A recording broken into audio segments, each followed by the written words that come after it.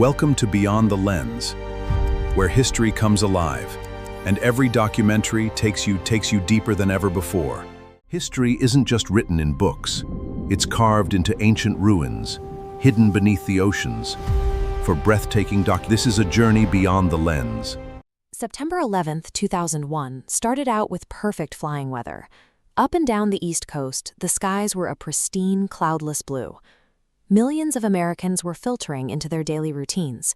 They poured onto crowded highways, stepped onto elevated subway trains, and merged into the morning commute. In Lower Manhattan alone, more than 50,000 people were flowing through the streets and settling into their desks inside the World Trade Center. But moving quietly within this massive, uncoordinated rush of millions was a highly disciplined, synchronized plot carried out by just 19 men. The American public operated on a total, unquestioned assumption of safety. That morning, this lack of suspicion left the nation's most critical infrastructure completely exposed. The Twin Towers were selected specifically because of what they represented. They stood as massive, undeniable symbols of global finance and American economic ambition. This diagram shows exactly how imposing they were.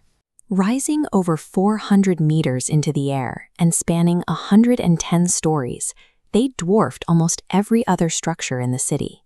Inside, those 110 floors operated like a dense vertical city. You had restaurant workers, janitors, and high-level traders packed into a highly concentrated footprint. This highlight represents the scope of a standard fire drill at the time. Safety protocols focused on managing a disaster on a single floor, training workers to descend only a few levels and wait for instructions, leaving them unprepared for a systemic failure. The massive scale that made the World Trade Center an engineering marvel also perfectly insulated it from the outside world, creating a devastating trap for the thousands of people inside. This map shows the routes. They boarded American Airlines Flights 11 and 77, and United Airlines Flights 175 and 93, departing Boston, Newark, and Washington, D.C. for the West Coast. This chart visualizes why. Cross-country flights require substantially larger fuel loads than short-haul trips. By targeting aircraft loaded for coast-to-coast travel, the hijackers didn't need to smuggle heavy explosives.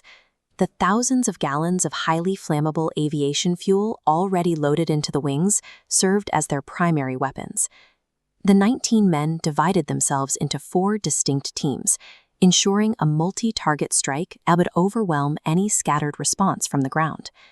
Accessing the planes was a simple matter of walking through checkpoints.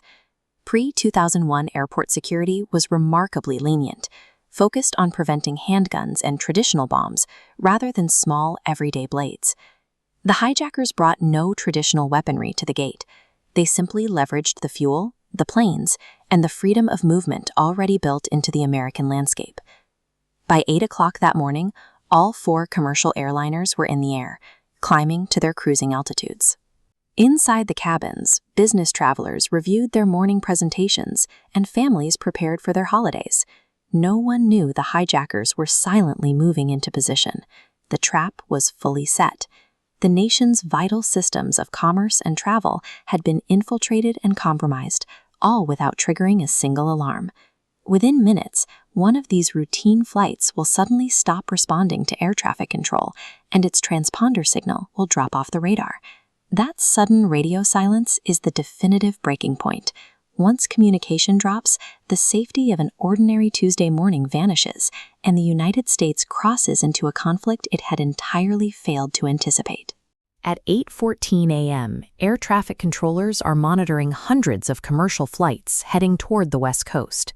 It is a standard morning in American airspace. Then, on American Airlines Flight 11, routine radio contact drops. The flight crew completely stops responding to standard instructions from the ground. Controllers track planes using a transponder, represented by this glowing data tag. It constantly broadcasts altitude, speed, and identity to the tower. Without it, tracking becomes incredibly difficult. Suddenly, the signal vanishes. Flight 11 stops transmitting entirely, turning into an untraceable ghost on the screen.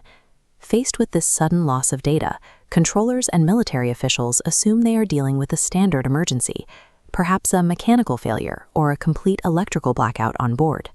Inside the cabin, hijackers have physically taken control of the aircraft. At the exact same time, United Airlines Flight 175 is flying along its planned route, minutes away from suffering the exact same fate. Because the aviation system is designed to troubleshoot technical emergencies, there is no existing protocol for a passenger aircraft being used as a weapon. This procedural gap creates a delay in the national response during these first critical minutes. At 8:46 a.m., American Airlines Flight 11 strikes the North Tower of the World Trade Center, erupting into a massive fireball. Thousands of people are instantly trapped above the impact zone. Below the 93rd floor, workers begin an urgent evacuation down dark, smoke-filled stairwells. Down on the streets of Manhattan, pedestrians stop in complete disbelief, staring up at the burning building. Local television networks immediately interrupt their programming, pivoting live cameras toward the smoke pouring from the skyscraper. Experts and news anchors begin speculating about what could have caused the crash. The leading theories broadcast to the public suggest a tragic navigation failure or an accident involving a small, off-course aircraft.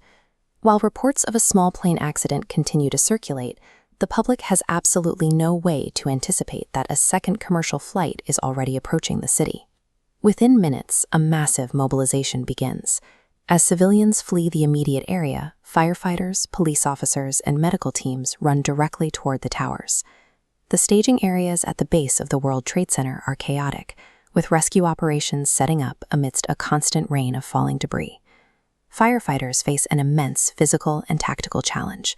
They have to carry heavy hoses, axes, and oxygen tanks up dozens of flights of stairs to reach the civilians trapped above.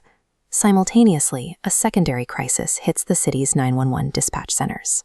Operators are completely overwhelmed by thousands of calls from terrified people trapped inside, and from families desperately seeking information about loved ones. While the systems designed to protect the national airspace are struggling to interpret the data, the response on the ground is defined by immediate, highly organized human courage. Exactly 17 minutes later, viewers watching live television see United Airlines Flight 175 slam into the South Tower at high speed. In that exact instant, all doubt completely vanishes. The theory of a tragic accident is replaced by the undeniable reality of a deliberate, coordinated terrorist attack. Inside the government, a rapid sequence of events begins. Air traffic controllers identify multiple hijacked planes, the military scrambles fighter jets, and the president is notified that America is under attack. Evacuation orders expand across Lower Manhattan. Thousands of people flee the area, entirely overwhelming the city's bridges and tunnels as thick dust and smoke swallow the skyline. In the middle of this terror, civilians step up.